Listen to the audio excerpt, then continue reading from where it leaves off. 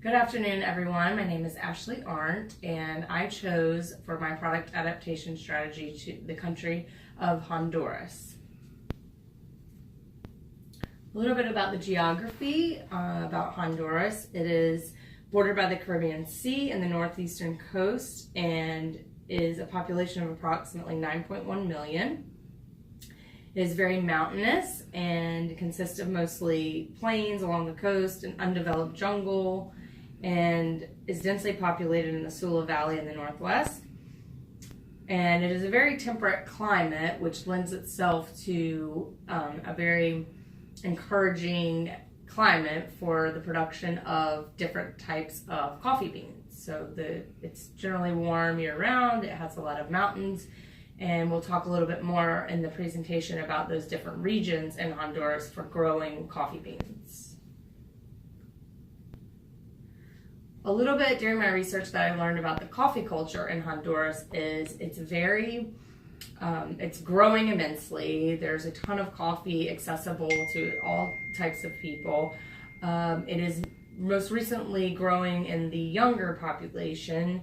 So we're seeing a lot more coffee in coffee bars and hospitals and shopping centers, supermarkets, and the younger population and many others are enjoying all different types of coffee drinks in Honduras. So it's really growing, and it's becoming more spread out amongst the region. This next slide talks a little bit about coffee by the numbers. So during my research, I found several statistics about the coffee region in Honduras, and it's pretty staggering. It's very diverse. So they have 6 different regions where they grow coffee, and there are 110,000 coffee producers in Honduras. 12% of the jobs are in the coffee industry in Honduras, which is a huge number. And the Honduran people consume 4 billion cups of coffee each year. 4 billion. So they are into their coffee drinking for sure. Some of the most desirable brands I came across during my research, some of you may have even tried some. There's one at Trader Joe's, which is a very popular supermarket that we've all been to. It's a fair trade whole bean Honduran coffee. It's a very popular one. And there's also a whole bean organic Honduran Marcala fair trade coffee from Fresh Roasted Coffee LLC. A couple more stats that I got from the Department of Agriculture on Honduras are that it is the largest Central American producer of coffee, the 3rd largest producer in Latin America behind Brazil and Colombia, the 6th largest exporter of coffee throughout the world by volume. Now I'll switch gears a little bit over to my marketing strategy for my single brew coffee system. So I came across this organization called the Cup of Excellence that was founded in 2004. And it really brings together all the local farmers and all the local people that are in the coffee business, gives them an opportunity to showcase their different varieties of coffee. It is a way that the farmers can receive funding, and they receive huge financial premiums for their exquisite coffee.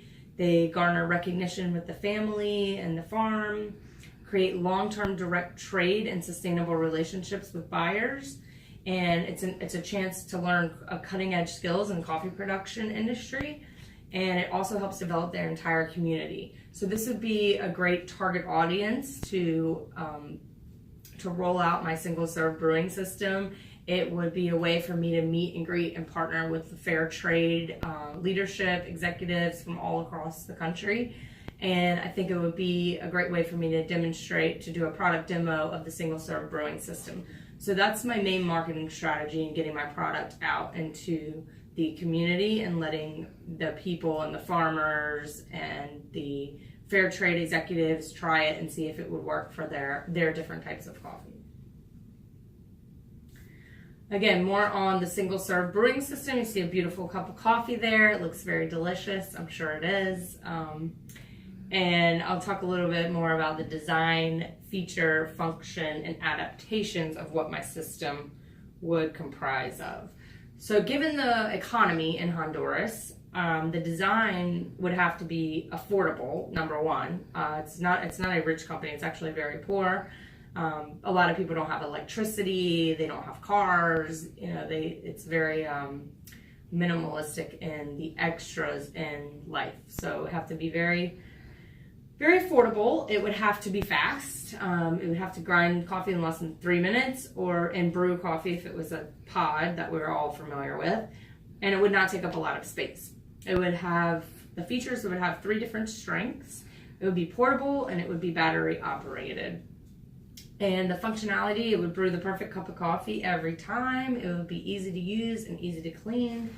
And again, the target price would have to be less than $50 and would also have to accept a variety of different types of coffee and K-cups. And that's all I have for you all today. I appreciate your time, and please contact me with any questions. Thank you.